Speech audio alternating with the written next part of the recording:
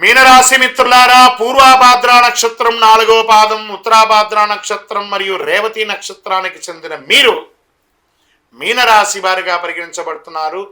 ఈ యొక్క విశ్వావసునామ సంవత్సరం శుభాశుభ ఫలితాలు ఎలా ఉన్నాయి? ఈ సంవత్సరం శని వ్యయ జన్మ అంటే ద్వితీయంలోకి వచ్చాడు. శని భగవానుడు జన్మ నుంచి ద్వితీయంలోకి వచ్చాడు. జాగ్రత్తగా ఉండాలి. సంచరిస్తున్న కాలం మిక్కిలి శ్రమకారకమైనటువంటి కాలం.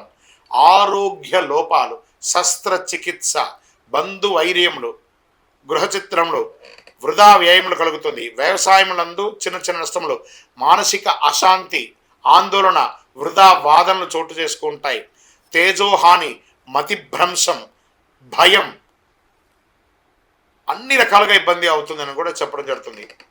శని బలం ఎక్కువగా ఉండొచ్చు, అంత బాధ ఉండకపోవచ్చు. కార్తీక మార్గశిరంలో ఎందు మాత్రమే గురువు పంచమ రాశిలో సంచరించడం వలన శుభం. అందుచే కొంతవరకు పరిస్థితులు అనుకూలించడంతో పాటు పుత్రవృద్ధి, సృజన ప్రవృద్ధి, ప్రభు అనుకూలత, గురు భగవానుడు యోగిస్తున్నాడు. మిగిలిన సమయంలో తృతీయ చతుర్థ రాశుల్లో సంచరించడం వల్ల శ్రమ అధికంగా ఉంటుంది. ఉద్యోగ భంగం, వృధా వైర్యం ఇవన్నీ కూడా జరుగుతుంది. ప్రారంభమైన 2 మాసంలో జన్మరాహువు సప్తకేతువు అయినందున భార్య పుత్రాది సృజన విరోధములు ఇవన్నీ కూడా జాగ్రత్త పడాలి. మీనరాశి మిత్రులకి ఈ సంవత్సరం చాలా చాలా చాలా చాలా చాలా జాగ్రత్తగా ఉండవలసినటువంటి సమయం. తప్పదు. ఆరోగ్య లోపం ఎత్తగానే మళ్ళీ మళ్ళీ చెప్పడం జరుగుతుంది. ఆరోగ్యం గురించి మల్టిపుల్గా చెప్పడం జరుగుతుంది. వైశాఖ బహుళ నుండి ద్వాదశ రాహువు షష్టమ కేతు అయినందున లాభం వస్తుంది. జయం ప్రోత్సాహం కలుగుతుంది. శ్రావణ భాద్రపద మాఘమాసంలో యందు కొన్ని పనులు నెరవేరుతాయి.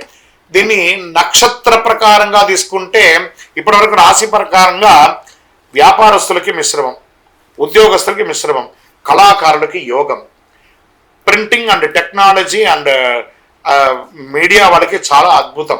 అరే ఇక్కడ బాగాలేదండి, ఇక్కడ ఉంటుంది, అలా చెప్పడం జరుగుతుంది.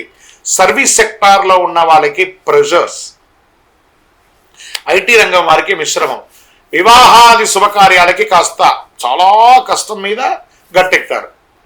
ఉద్యోగం లేని వారికి ఉద్యోగమే లేకపోతే ఏదో ఒక ఉద్యోగం వస్తుంది కదా, వచ్చిన ఉద్యోగాన్ని వదులుకోకండి, జాయిన్ అవ్వండి, అట్లీస్ట్ ఫ్రీ అవ్వండి మెంటల్గా. ఇది మీకు బాగుంటుంది. అన్నిటికంటే మీ యొక్క వ్యక్తిగతమైనటువంటి కాస్మెటిక్స్ అవన్నీ వాడుతుంటారు చూసారా, మీ శరీరానికి కావాల్సినవని అవన్నీ జాగ్రత్తగా వాడండి. దానివల్ల రియాక్షన్ వచ్చి మీ స్కిన్ మీద ప్రాబ్లం పడే అవకాశాలు ఉన్నాయి. ఓవరాల్గా గమ్ గణపతి నమః, నోరు కంట్రోల్గా పెట్టుకోండి, అన్ని బాగా ఉంటుంది.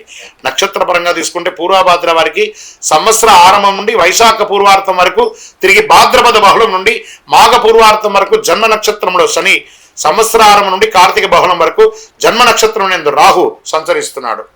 ఉత్తరాభాద్ర వారికి వైశాఖ బహుళం నుండి భాద్రపద బహుళం వరకు జన్మ నక్షత్రం నందు శని సంచరిస్తున్నారు.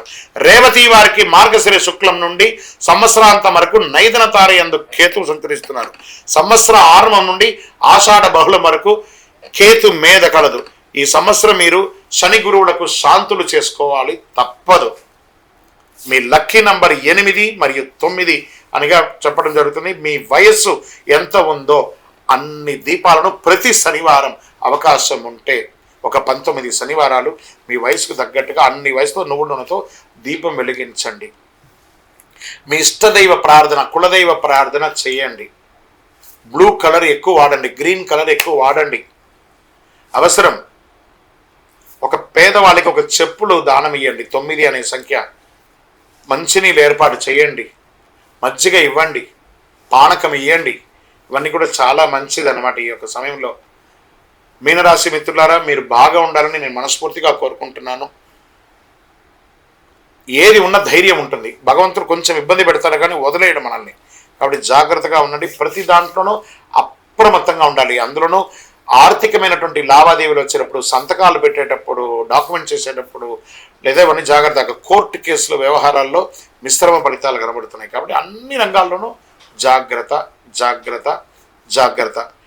ఇవన్నీ తొలగడానికి ప్రార్థన చేస్తాం భగవంతుణ్ణి. మీరు కూడా ప్రార్థన చేయండి. అతి శక్తివంతమైనటువంటి ఈ కరుంగాలిమాలను ధరించండి. ఆయురారోగ్య ఐశ్వర్య భోగభాగ్యాలను పొందండి.